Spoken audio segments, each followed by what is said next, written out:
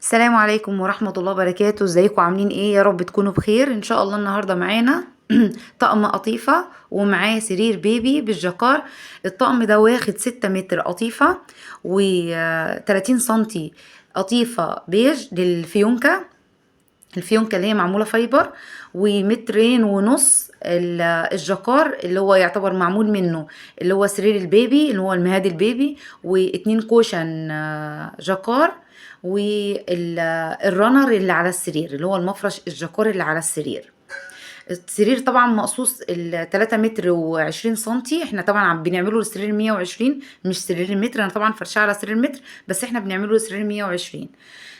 طبعا قصينا للقرص السرير 1 متر و60 سنتي، للسريرين 3 متر وربع، تمام كده. والكرانيش مترين لكل سرير متر. الخدديات 50 سنتي، وال25 سنتي بعمل منها فيونكة للسرير البيبي، و25 سنتي القلاب، تمام كده. يعني هي 25 بقص منها الاتنين، الفيونكة والقلاب. ده بالنسبة ايه للون الاساسي. الكوشن اللي هو البيج ده زي ما انا قلت لكم ان هو واخد 30 سنتي، 30 سنتي بقصها ب50 سنتي.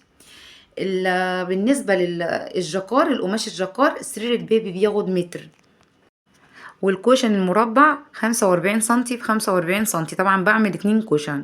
والرنر اللي على السرير ده 50 سنتي او 60 سنتي تقريبا كده. طبعا في عرض القماش اللي هو يعتبر، احنا عرض القماش عندنا الجاكار 280، طبعا احنا في نص العرض بنقسمه اتنين، يعني ال60 سنتي دي بنقسمها الاتنين للسريرين. ودمتم طيبين وبخير، السلام عليكم.